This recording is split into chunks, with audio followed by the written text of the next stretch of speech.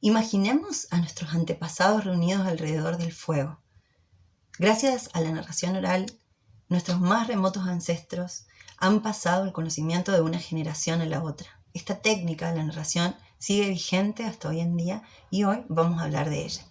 Storytelling o narración.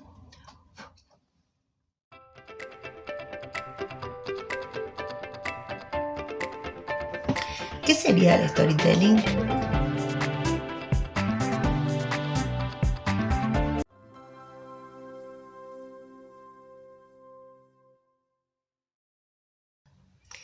La narración es el arte del uso del lenguaje, la vocalización, la modulación, el movimiento, la psicología del movimiento para tratar de transmitir un concepto o una idea abstracta para un público o un auditorio específico.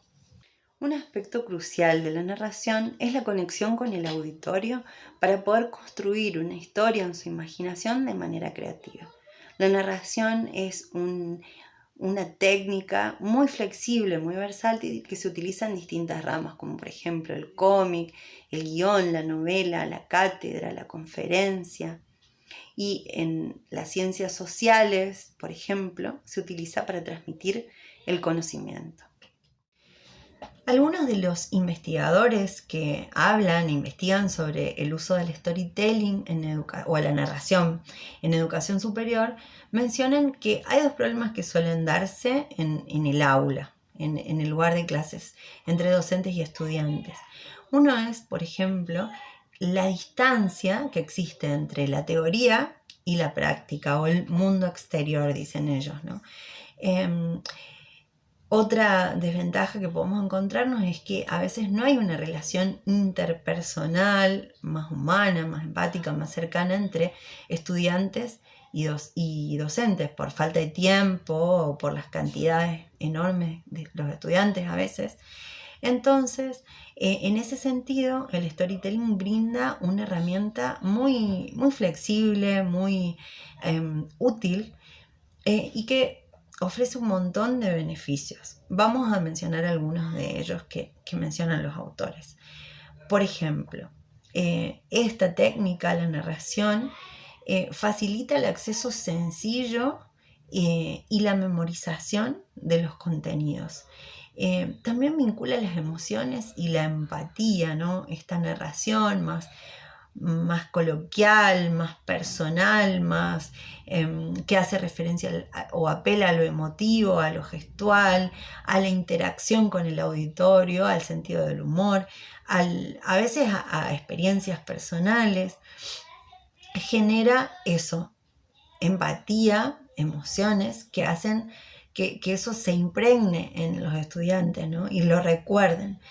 Propicia el aprendizaje reflexivo, promueve el uso del pensamiento y el manejo del entendimiento y del diálogo, fomenta el pensamiento crítico, inspira y motiva a la audiencia, impulsa la identidad con base en las características grupales o comunidades multiculturales.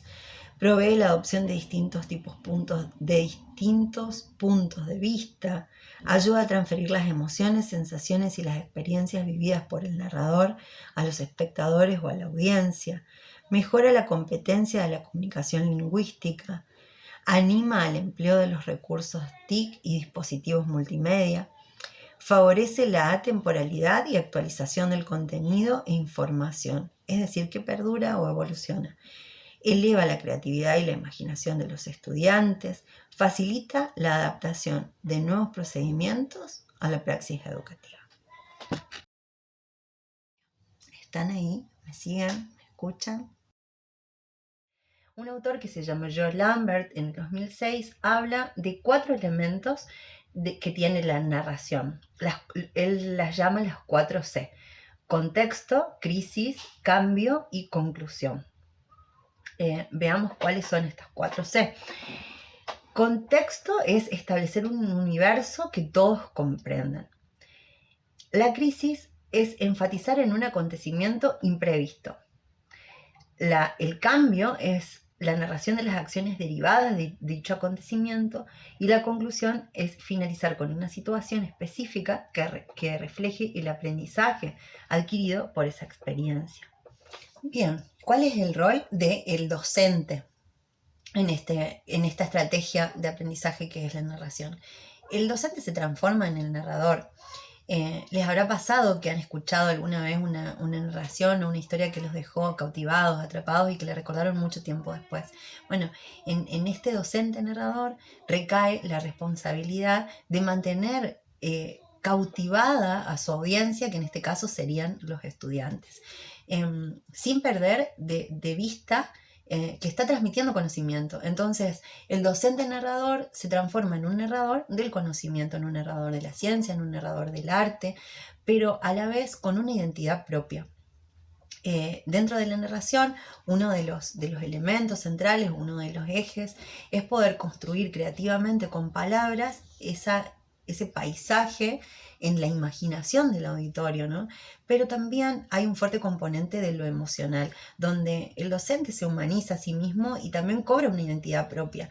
Esa posibilidad de ser uno mismo y de a veces recurrir a elementos como por ejemplo el sentido del humor, la autorreferencialidad algunas veces o experiencias propias, motivan a los estudiantes a vivir y a pasar por el cuerpo en su propia experiencia ese aprendizaje. Y seguramente también facilita que eso escuchado, eso a lo que arribó a través de la narración del docente permanezca en su memoria por mucho más tiempo.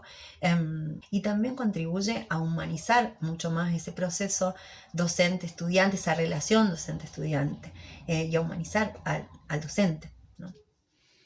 ¿Y a ustedes les pasó alguna vez de haber asistido a una clase, a una conferencia, donde un profesor, un orador, una profesora los cautivó, capturó su atención y querían seguir escuchando y mucho tiempo después todavía recuerdan? A mí me ha pasado varias veces, por eso me gusta mucho esta técnica.